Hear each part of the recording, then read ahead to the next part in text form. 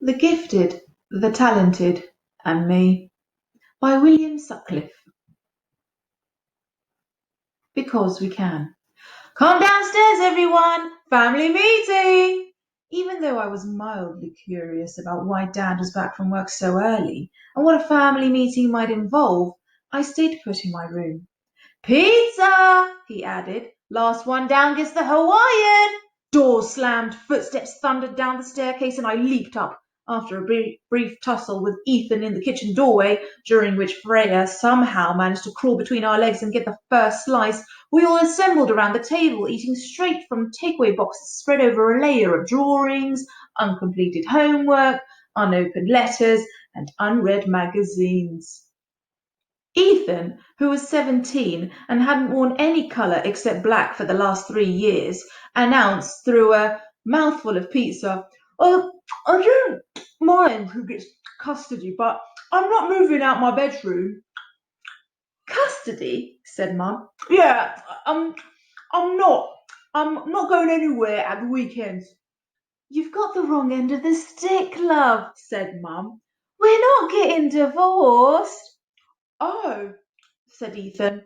"So what's all this about a family meeting?"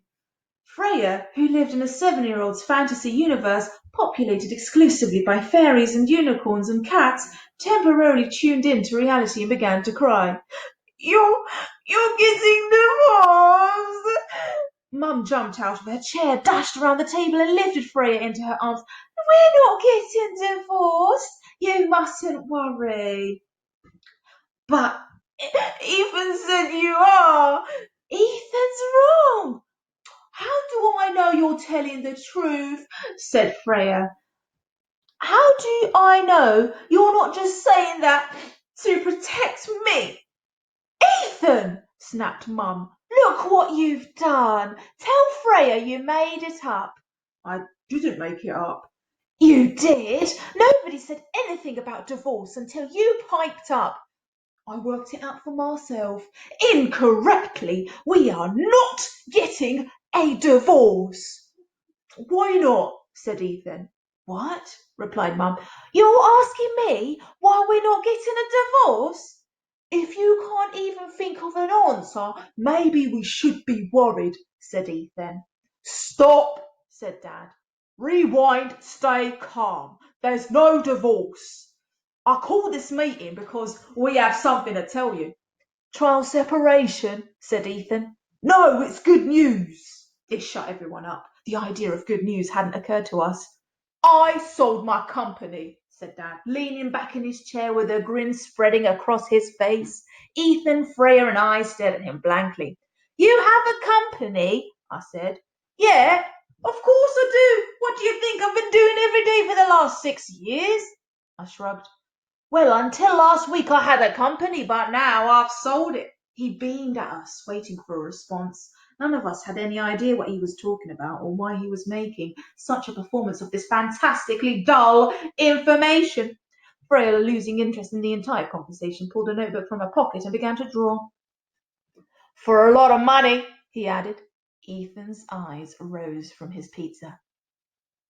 "When you say a lot, are you saying—" "We're rich," said Mum, leaping up with Freya still in her arms and beginning to dance around the kitchen. "We're rich, we're rich. Goodbye, Stevenage. Goodbye, cramped, boxy little house. It's going to be a whole new life. Nobody believed he could do it, but he did. He made it. We're rich." "How rich?" said Ethan. "Comfortable," said Dad. "Stinking," said Mum.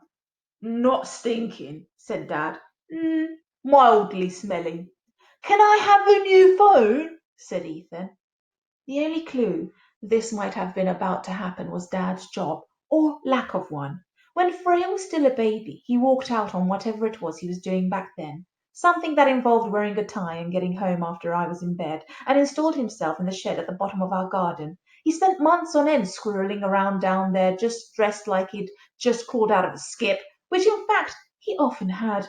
And from this point on, when people asked him what he did for a living, he said he was an entrepreneur. If he was trying to sound interesting, he sometimes said inventor. He was always coming and going with random bits of machinery, Then occasionally he'd turn up in the kitchen wearing a suit, and we'd all be kind of, "Whoa, who are you? How did you get into the house?" But after making fun of him for looking like an employable adult, none of us even ever remembered to ask him where he was going.